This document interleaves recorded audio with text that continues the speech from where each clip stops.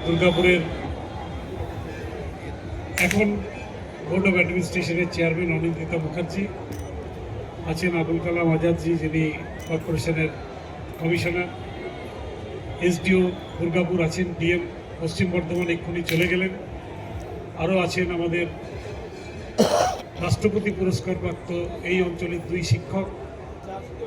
চার শিক্ষক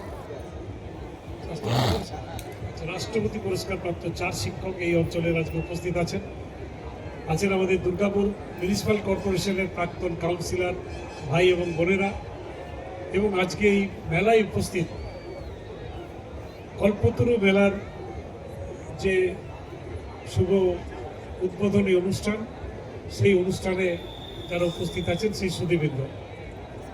দেখুন, কল্পতরু উৎসব এই নামটা এসেছে শ্রী শ্রী রামকৃষ্ণ কল্পতরু হবার থেকে। এই 1 জানুয়ারি আজকের দিনে শ্রী শ্রী রামকৃষ্ণ কল্পতরু হয়েছিল, এবং সেই কল্পতরু বৃক্ষ কাছে যা প্রার্থনা করা যায় সেটাই পাওয়া যায়। এবং আমার মনে হয় দুর্গাপুরের যে কল্পতরু উৎসব আস্তে আস্তে সেই কল্পতরু বৃক্ষে পরিণত হতে চলেছে বা হয়েছে। দীর্ঘ 57 বছর ধরে এই উৎসবটা আস্তে আস্তে যে সমস্ত শিল্পীরা এখানে আসেন, যারা ছোট ছোট বাড়িতে জিনিস তৈরি করে পসরা সাজাতে আসেন, অথবা ছোট ছোট ব্যবসাদাররা আসেন, তারা কিন্তু এখান থেকে নিশ্চয়ই অনেক বেশি মুনাফা করতে পারেন। তার জন্য কিন্তু দিনের পর দিন এই কল্পতরু উৎসব আস্তে আস্তে অনেক বড় হয়ে গেছে।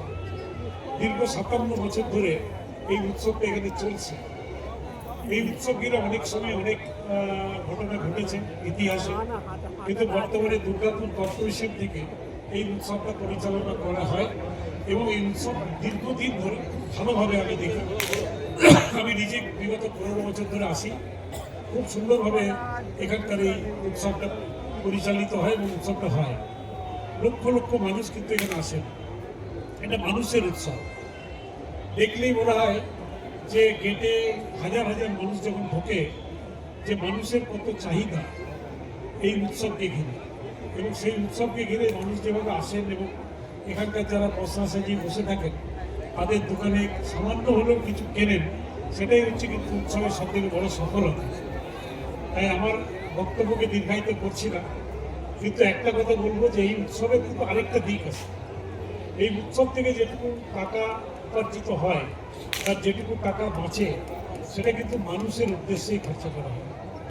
আমি জানি এই অঞ্চলের অনেক স্কুল, সেই স্কুলগুলো রিপেয়ারিং থেকে শুরু করে, সেই স্কুলে গেট বসানোর থেকে শুরু করে বিভিন্ন স্কুলে বিভিন্ন খাতে কিন্তু এই উৎসবের টাকা খরচা করা হয়। এছাড়াও মাননীয় মুখ্যমন্ত্রীর যে রিলিফ ফান্ড আছে, এটা সাধারণ মানুষের জন্য যে টাকাটা খরচা হয়, সেই রিলিফ ফান্ডে 20 লক্ষ টাকা এবারেও ওনারা দিয়েছেন।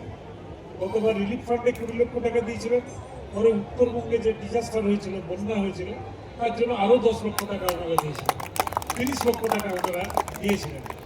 তো এই যে টাকার যেটা বাঁচে, সেটা যে মানুষের জন্য আবার ফিরিয়ে দেওয়া, মানুষের কাজে লাগানো, এর জন্য কিন্তু তাদের আরও অনেক বেশি ধন্যবাদ প্রাপ্য। আমি সেই ধন্যবাদ তাদেরকে দিতে চাই, এবং আগামী দিনে এই উৎসব আরও বড় হোক, আরও সুন্দর হোক, এবং এই উৎসবের মাধ্যমে আরও মানুষের কাজ হোক, এটাই আমি কামনা করে সকলকে ধন্যবাদ জানিয়ে আমার বক্তব্য শেষ করছি। নমস্কার।